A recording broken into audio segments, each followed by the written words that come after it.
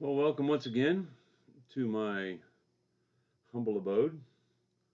I apologize for not having a suit and tie on today, and last time I did videos, but part of the renovation for my basement is having air conditioner put down here, and until I get one this time of year, I'm probably not going to be in full attire. I hope you understand. Chapter 11 is about outlining. Anytime you write something, whether it be a speech or an essay, when you're doing research, it's best to outline it. And there's certain styles that are out there that you need to follow. And the reason is if you get used to that style, you can pick up anybody else's outline that does an outline, and it's easy to follow their outline.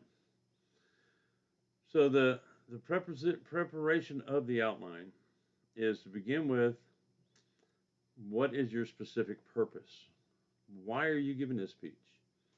Well, if it's an informative speech, specific purpose being to inform. The other would be to persuade, could be for a commemorative event. What's your idea? What do you want us to know? What are you going to talk about? Identify what idea you're gonna be working with, and make sure that we know what it is. It's easy to understand. Label the outline, introduction, body, and conclusion. Now, I've told y'all a dozen times, you got to write the body first. So write the body first, get what you want, figure it out, and then put it all in one package of an outline formation. Use a consistent pattern, symbols, indentation. Yeah, I've got a lot of student outlines that I had to grade and critique, and there was no rhyme or reason to it. And a lot of times it was really confusing for me to try to follow. And I understand they knew what it was because they wrote it. But you have to write it so somebody else can understand it. State your main points and subpoints in full sentences. What do you want me to know? And once again, I've said this a couple of times, you only need like 2 main points for a speech in this class because you have a limited amount of time. And you can't, I've seen a lot of students write a outline and have main point 1 and underwater basket weaving, or we'll do squirrel fishing, equipment, and then they have subpoint A. You can easily find the equipment in da-da-da-da-da, but no B. If you don't have a B or a 2, you can't have a 1. You've got to have something else. You can't subdivide it into one piece. You have to subdivide it into 2 or more pieces. Make sure that your main points and subpoints fit in the time frame that you're working with. Label the transitions in your outline. Now, I post my keyword outlines online all the time, and I don't ever label transitions because it's generally one topic, that chapter. If I were doing a more in-depth presentation that would be cover different main points, then I would include transitions in there. List your references. Let us know where you got it from. Students will write, because I tell you use APA style. That's what we use in communication. So I get one that says works cited. That's not APA. Bibliography. That's not APA. References is APA. And APA does not use first names. It says Smith, comma, J. Could be Juliet, could be Juan, could be John, could be Jesus. You don't know.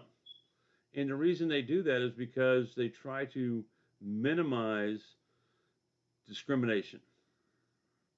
Unfortunately, there's still a whole bunch of people out there that would, a woman don't know that, and automatically push off something because a woman wrote it or the name suggests Hispanic or an Asian wrote it, and APA style of referencing gets rid of first names. Now you can have last names. No, sorry, some of those are going to be you're going to be able to tell, at least nationality. But it's not as bad, and so make sure that you list your references.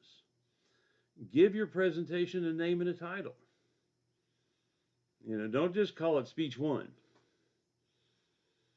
It makes it a little more, the word I'm looking for, it it makes it a little more personal to you if this is the title of your thing. I recently wrote something for a publication called "I Can't Be Blind, I Can See." Now I could have called it 1,000 different things, but that was the gist of that presentation, and it made it personal to me.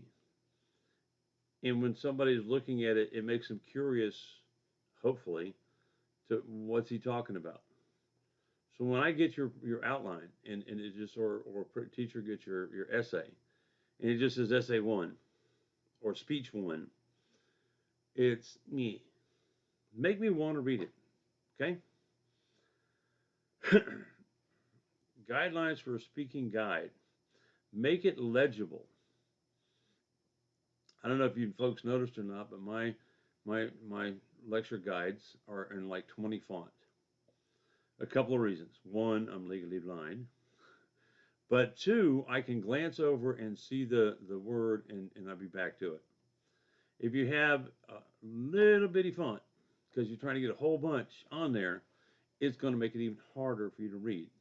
And you're going to lose your place.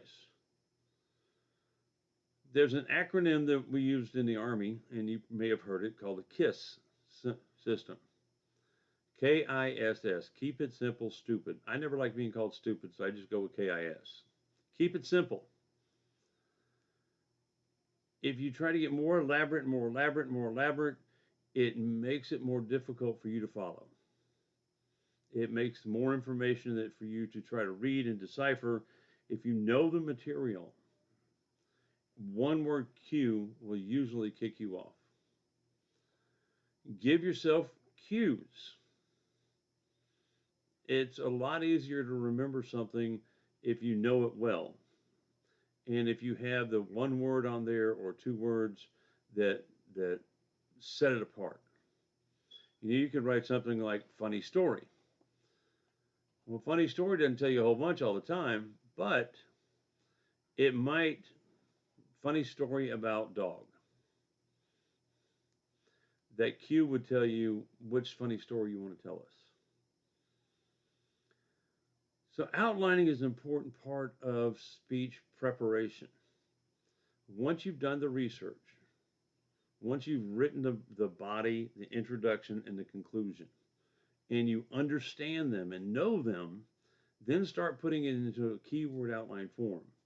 So all you have to do is look over, see one or two words, and know what it is. Have your references listed in it, not only in the reference section, but when you're talking about it. Have your reference in there so you know to give me that reference at that point in time. It's pretty simple, but it's pretty difficult at the same time. I think you'll find that in a lot of college stuff. A lot of times it's more difficult than the professor seems to think, but we've done it for a while. So if you have a problem with it, or you want me to look at your outline, email it to me and we'll take care of it. Other than that, I will see you in the next video.